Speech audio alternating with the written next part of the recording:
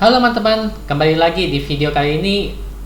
Sepertinya saya tidak akan masuk ke aplikasi Bibit terlebih dahulu, tapi ingin menjawab pertanyaan dari teman-teman sekalian perihal yang menyangkut masalah Bibit, baik secara langsung ataupun tidak langsung, yang ya istilahnya membuat teman-teman kepikiran kenapa atau apa. Yeps, apa saja itu, kita langsung saja ke pertanyaan yang pertama. Oke, jadi pertanyaan yang pertama adalah dari Bang Alfred. Oke, ada ya pertanyaan di mana? Di sini ya. Oke, sip.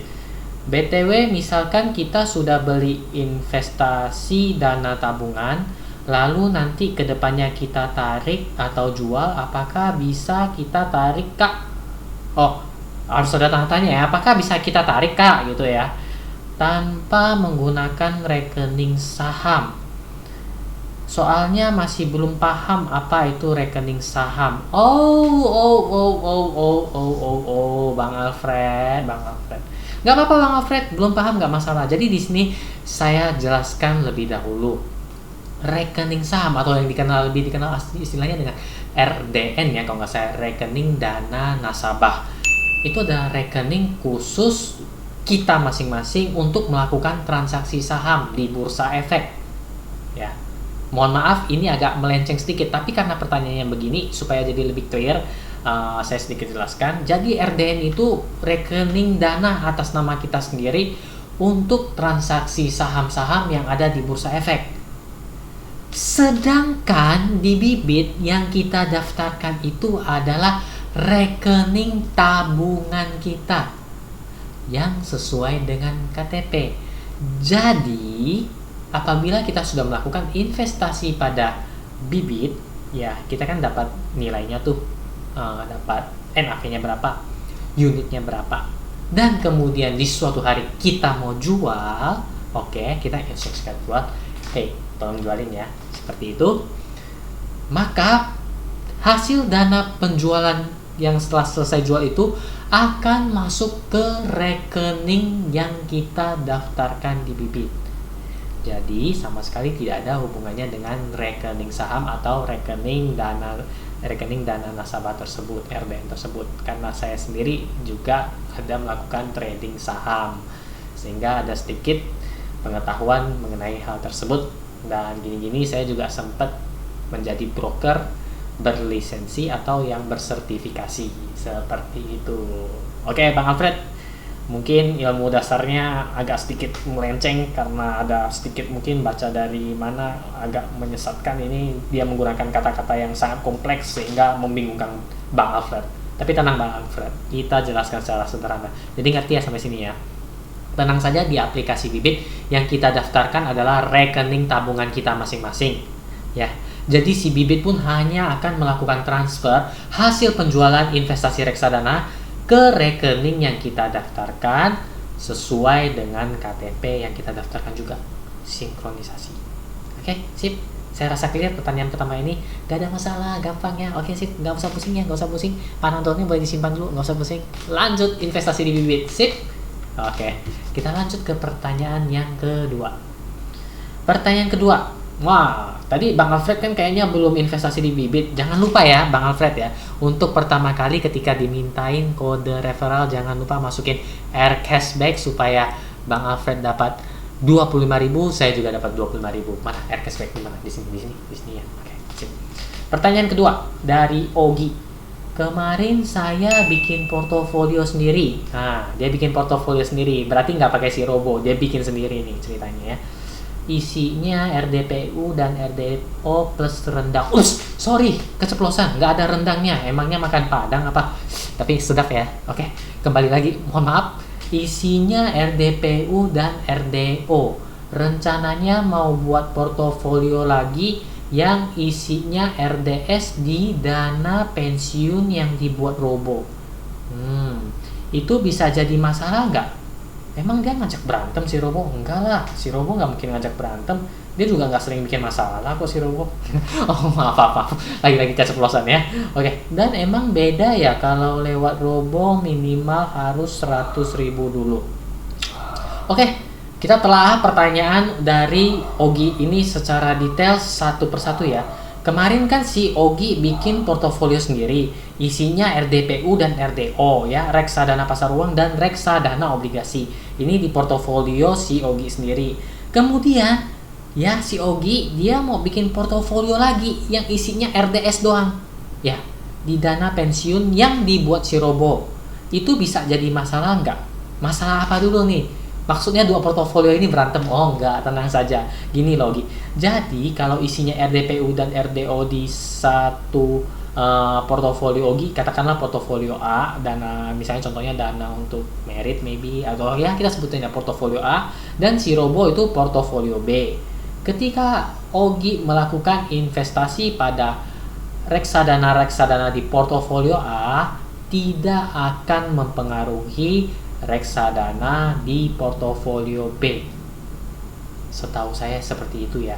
Karena di reksadana saya juga ada contoh ya, saya pribadi ya.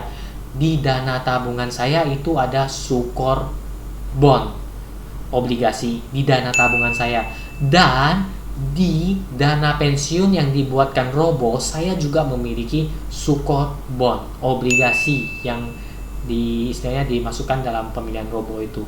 Ketika saya melakukan investasi tidak ada masalah, artinya tidak ada berantem, bukan.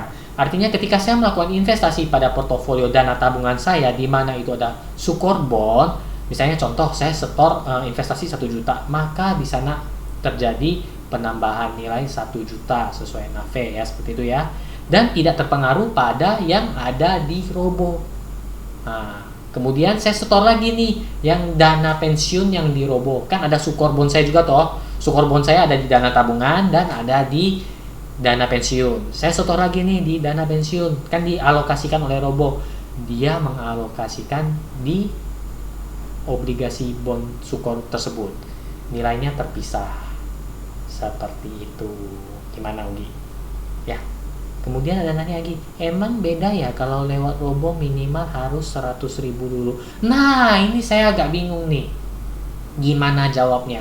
Mungkin ya teman-teman. Mohon maaf kalau salah. Kalau si Robo kenapa minimal harus 100.000, sedangkan di reksadana tertulis contohnya minimal pembelian cukup 10.000. Ini mungkin yang menjadi landasan si Robo untuk melakukan alokasi. Ya, teman-teman ya. Bayangkan loh teman-teman, kalau teman-teman hanya melakukan investasi sebesar contohnya 50.000.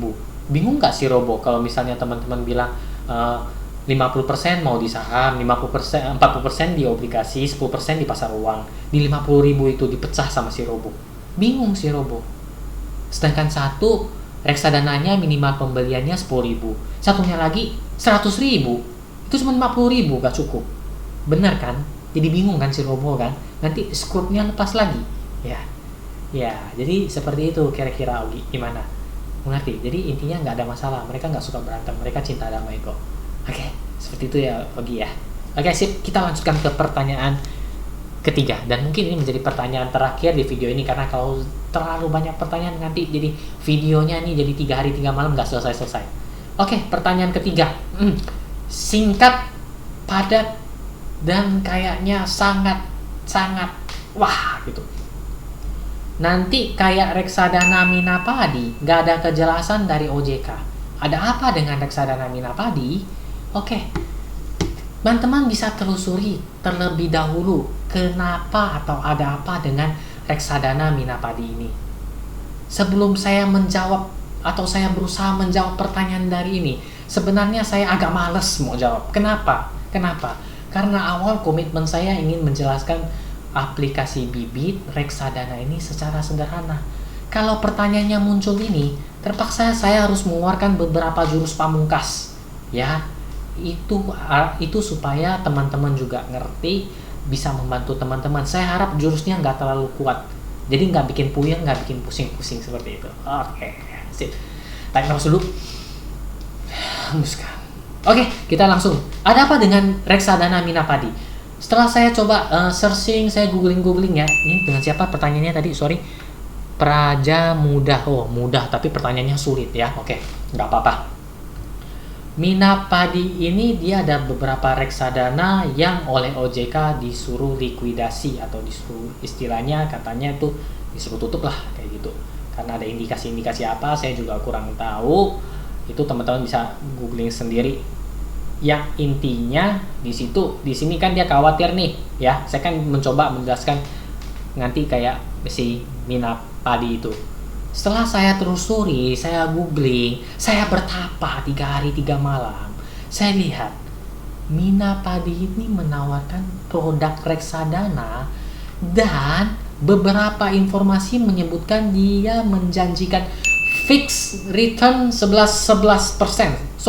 Fixed return, pendapatan tetap sebesar 11% antara 6 sampai 12 bulan.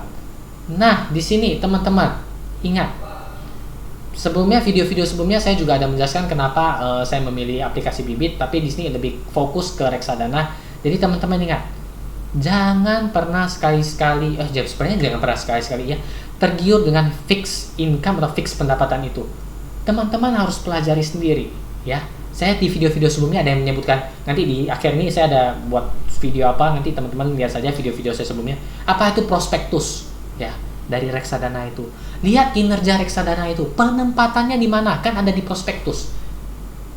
Praja muda ini mungkin dia bingung, kenapa terjadi nasabah-nasabah Mina Padi pada komplain. Dan saya lihat di situ banyak komplain, duitnya nggak kembali, returnnya nggak sesuai. Penempatan 500 juta sampai 1 miliar.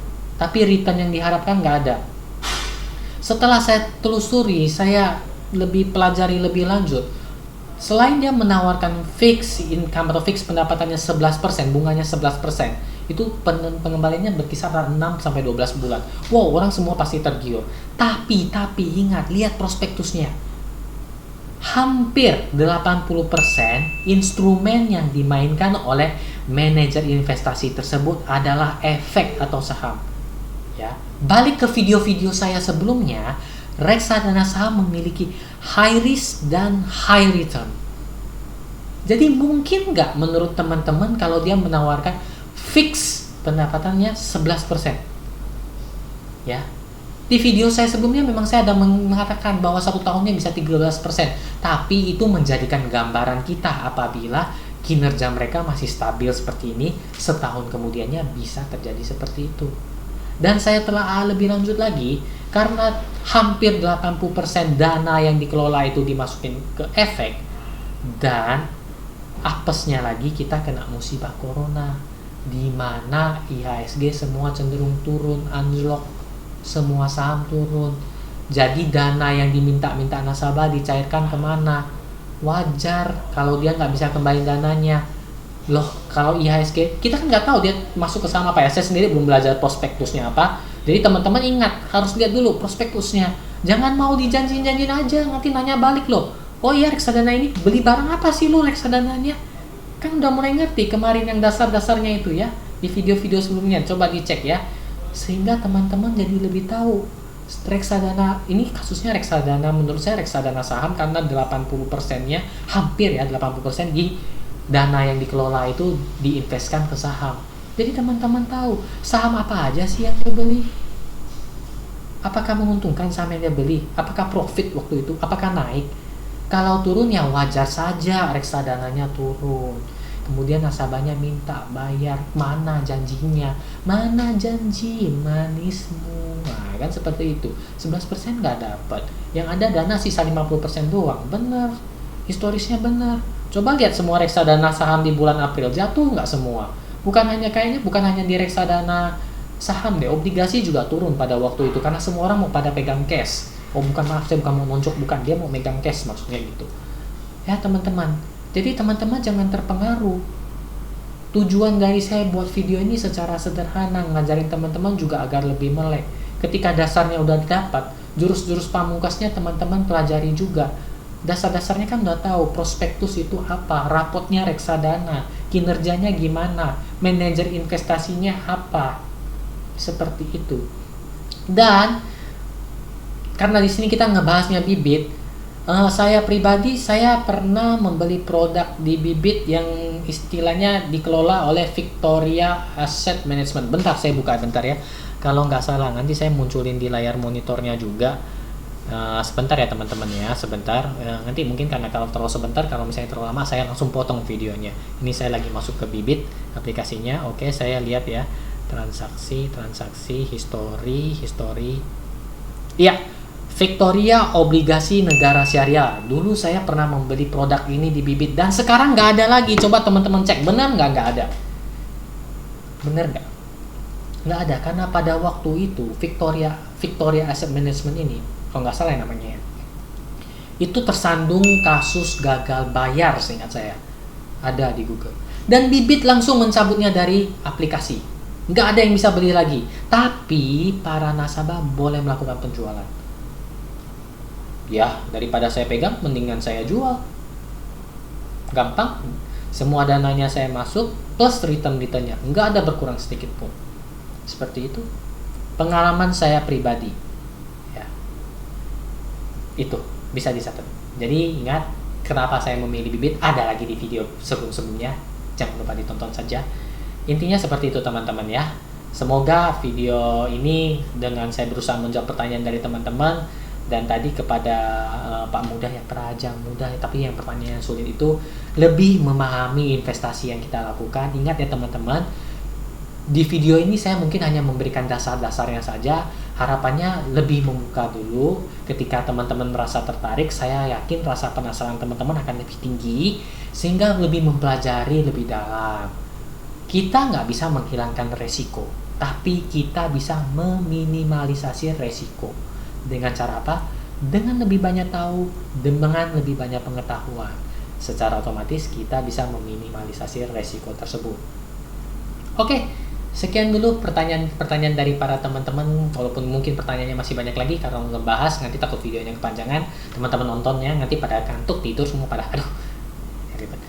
Jangan lupa bagi para pengguna aplikasi Bibit new user yang baru, masukin kode referral air cashback supaya mendapatkan cashback sebesar Rp25.000, dan saya juga mendapat Rp25.000. Teman-teman bagi yang masih bingung, jangan pernah ragu, jangan takut, jangan malu. Drop komen di bawah ini. Drop saja komen, saya akan menjelaskannya secara sederhana. Dan apabila ada pertanyaan-pertanyaan yang saya ngerasa ini juga dialami oleh banyak teman-teman, saya akan videokan seperti ini. Jadi teman-teman juga enak melihatnya. Jangan pernah takut berinvestasi, karena kita dapat meminimalisasi resiko. Semakin banyak tahu, semakin bagus. Oke, sekian dulu teman-teman. Sampai jumpa di video-video berikutnya. Terima kasih. Dadah.